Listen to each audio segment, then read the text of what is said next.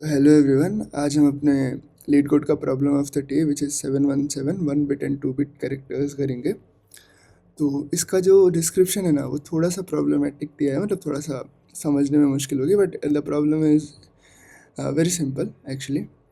तो देखते हैं क्या लिखा है कि हमारे पास दो स्पेशल कैरेक्टर्स हैं। First character can be represented by 1 bit which is 0, ठीक है।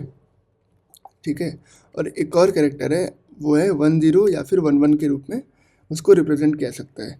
वो कह रहा है कि given a binary array bits that ends with 0 return true if the last character must be a 1 bit character, ठीक है। तो एग्जांपल लेके बताता हूँ मैं वो कह क्या रहा है। अब जैसे ये मेरा 101 100 है ना, तो पूरा है कि if the last character must be a 1 bit character, है ना। तो देखो, अब अब देखो, अगर मैं यहाँ पे जाऊँ, ठीक है, पहले से चालू करूँ, तो 1 अकेला तो हो नहीं सकता है ना। दो तरह के स्पेशल कैरेक्टर्स हैं, एक 1 हो सकता है, एक 0 हो सकता है, एक 1011 हो सकता है ना।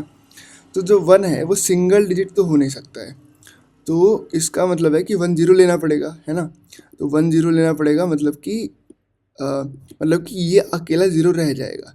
तो इसलिए ये ट्रू है, क्योंकि हमारा जो लास्ट है कैरेक्टर वो मस्ट बी 1 बिट कैरेक्टर है ना, मस्ट बी एकदम 0 ही, और कुछ हो ही नहीं सकता, और कोई कॉम्बिनेशन बैठा ही नहीं सकते, है ना। क्योंकि अगर अगर तुम ये 0 को अकेले लेने जाओगे तो भी ना तुम्हें लास्ट वाला जो 0 है वो अकेले ही लेना पड़ेगा। तो सबको लेना, ठीक है। इसी तरीके से अगर मैं देखूँ, जैसे एक और एग्जांपल ये नीचे वाला जो दिया है, तो ये लिखा है 110, ठीक है। तो इसमें अब अ, मैं 1 पे आया, तो 1 को अकेले नहीं ले सकता, तो 1 को 1 के साथ लेना पड़ेगा, तो 1 1 ले लिया, ठीक है। फिर से 1 आया, अब इसको भी तो अकेले नहीं ले सकता ना मैं, 1 के साथ 0 लेना पड़ेगा, तो 1 0 ले लिया। अब लास्ट में 0 बचा क्या, लास्ट में कोई भी 1 बिट कैरेक्टर बचा क्या, कोई भी नहीं, 0 बचा क्या, क्योंकि 1 बिट कैरेक्टर इज़ 0 ओनली, ऐसा कि क्वेश्चन में दिया है ना। तो तो नहीं बचा, तो इसलिए रिटर्न फॉल्स कर दिया। इस तरह अगर थोड़ा सा बड़ा एग्जांपल कुछ भी लिख लेते हैं, रैंडमली मैं कुछ भी लिख रहा हूँ, ठीक है। देखते हैं इसका आंसर क्या आएगा। तो लास्ट में इसने बोला था कि एरे में जो मेरा एरे में दे रहा हूँ वो 0 से एंड करता है, ठीक है। चलो, तो मैं 10 के पास आया, ठीक है। तो 10, तो मतलब 1 के साथ तो 0 जाएगा ही, ठीक है, चला जाएगा, सही बात है। अब मैं 0 के पास आया, तो 0 को कुछ किसी की ज़रूरत नहीं है, ठीक है, तो वो तो सिंगल कैरेक्टर के भी रूप में चला जाएगा, ठीक है। फिर 1 पे आए, फिर 1 के लिए एक और 1 चाहिए, तो 1 आ गया, ठीक है। तो लास्ट कैरेक्टर हमारा क्या बचा, सिंगल बिट कैरेक्टर ही बचा ना, तो इसके लिए हम रिटर्न क्या कर देंगे, ट्रू कर देंगे, है ना। तो देखना मैं अल्टीमेटली कर क्या रहा हूँ, देखो कि मैं इसके पास गया और मैंने बोला कि 1 और 0 तो टेकन है, मतलब ये तो पेयर हो चुके हैं, है ना। फिर मैं इसके बाद गया 0, अच्छा 0 अकेले पेयर हुआ है, 0 को कोई और से पेयर नहीं करना है, ठीक है। फिर मैं 1 के पास आया, मैं बोला अरे ये दोनों तो पेयर्ड हैं। फिर मैं इसके पास आया और मैं देखा कि जो अब इसके पास मैं आया नहीं, एक्चुअली इसके पास मैं आऊँगा ही नहीं, मुझको ज़रूरत ही नहीं है, मुझे पता है ये 0 रहेगा। तो अगर इसकी वजह से, जैसे अगर मैं यहाँ से 1 हटा देता तो इस वाले की वजह से ये पेयर हो जाता, है ना, इस वाले की वजह से ये पेयर हो जाता, लेकिन मैं नहीं हटा रहा हूँ, ठीक है। तो तो हो जाता, लेकिन अगर नहीं होगा इसकी वजह से, पिछले वाले नंबर की वजह से, तो ये पेयर कभी नहीं होगा, है ना। तो अगर ये पेयर नहीं है लास्ट में, अगर ये बच गया, तो हम चुपचाप वही सिंपली रिटर्न कर देंगे, भाई मेरा वही आंसर है, मतलब ट्रू है ना। और अगर पेयर्ड हो गया किसी के साथ, मतलब किसी के साथ क्या, ऑब्वियसली इसके साथ ही होगा, तो अगर पेयर्ड हो गया तो हम फॉल्स रिटर्न कर देंगे। तो एक बार बस लूप चलाना है और हो जाएगा, है ना। इस बात को कोड में लिखते हैं और देखते हैं क्या क्या बात कर रहे थे हम लोग, ठीक है। तो मैं क्या बोला था, एक मान लो, ठीक है, मेरा बिट्स डॉट साइज बना लिया, बस एक बार पूरे एरे में हमें रन करना है, ठीक है। तो मैं क्या करता हूँ कि I is equal to 0, I less than n-1, I plus, अच्छा n-1 क्यों किया बताता हूँ।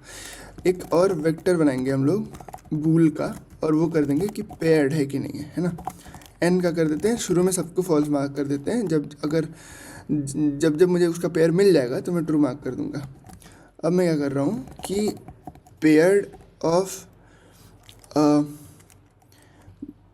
तो मैं अब मैं क्या करूँगा कि अगर ना मेरा बिट्स ऑफ बिट्स ऑफ आई अगर 0 के बराबर है तो मैं पेयर्ड ऑफ आई को 1 के बराबर कर दूंगा, ट्रू कर दूंगा, है ना।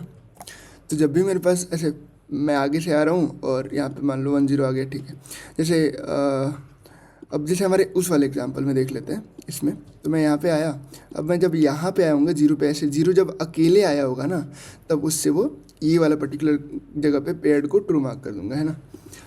अब देखना, अब बात ये कि अगर bits of i equals to 1 हुआ, है ना, तो इसका जगह खर्च नहीं करते हैं, तो एल्स इफ अगर bits of i equals to 1 हुआ, तो अब उस केस में मैं क्या करूँगा कि देखो, मेरा जब ये 1 हो रहा है तो मेरा ये वाला भी पेयर्ड हो जा रहा है और ये वाला भी पेयर्ड हो जा रहा है, मतलब आई और आई प्लस 1 दोनों पेयर्ड हो जा रहा है। जैसे यहाँ पे भी अगर आएंगे तो ये वाला दोनों पेयर्ड हो जा रहा है, तो मैं लिखूँगा कि पेयर्ड ऑफ आई भी इक्वल्स टू ट्रू है और पेयर्ड ऑफ आई प्लस 1 भी इक्वल्स टू ट्रू है।